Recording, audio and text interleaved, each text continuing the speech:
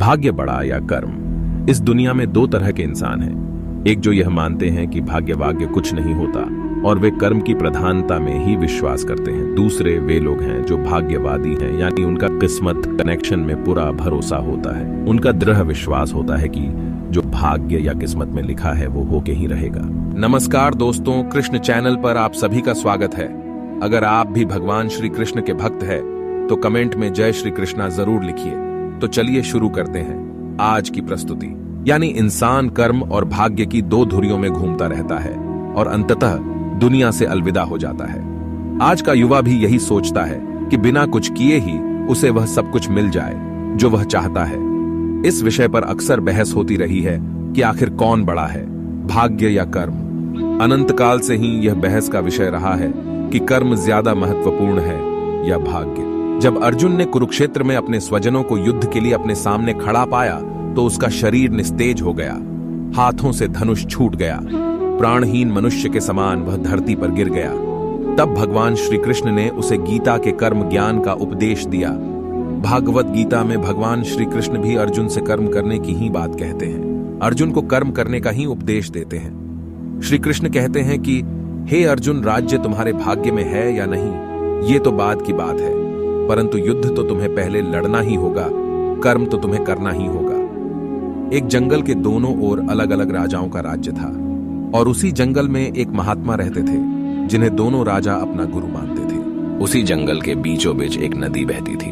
अक्सर उसी नदी को लेकर दोनों राज्यों के बीच झगड़े फसाद होते रहते थे। एक बार तो बात बिगड़ते बिगड़ते युद्ध तक आ पहुंची।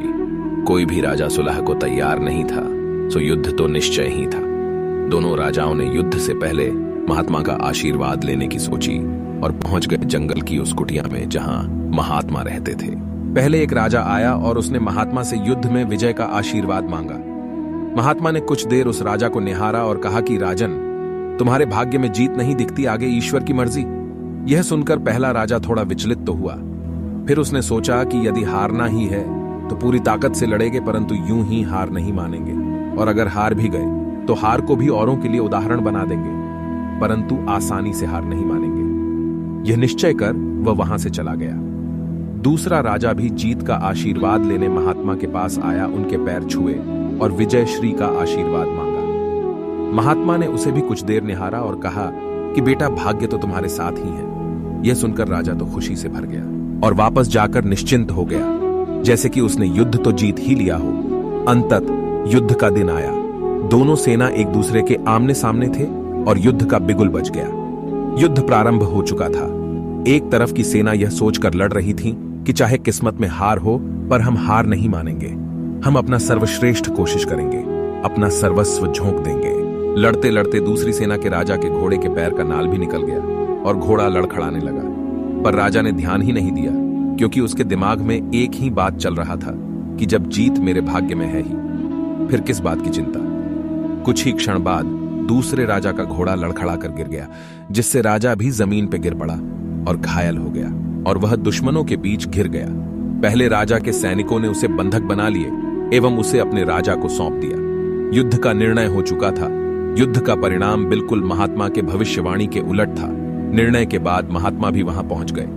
अब दोनों राजाओं को बड़ी जिज्ञासा थी कि आखिर भाग्य का लिखा बदल कैसे गया।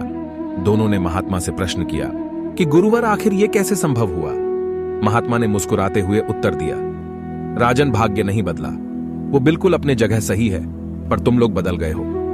उन्होंने विजेता राजा की ओर इशारा करते हुए कहा कि अब आपको ही देखो। राजन, आपने संभावित हार के बारे में सुनकर दिन रात एक कर दिया।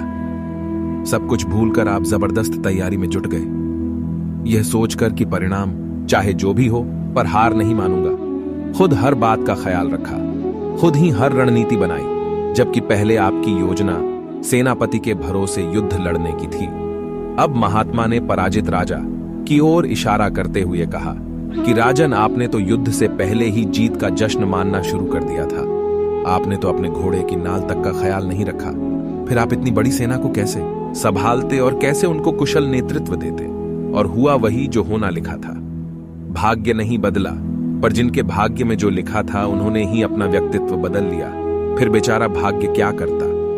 दोस्तों, हमें इस कहानी से यह सीख मिलती है कि भाग्य उस लोहे की तरह वहीं खींचा चला जाता है जहां कर्म का चुंबक हो।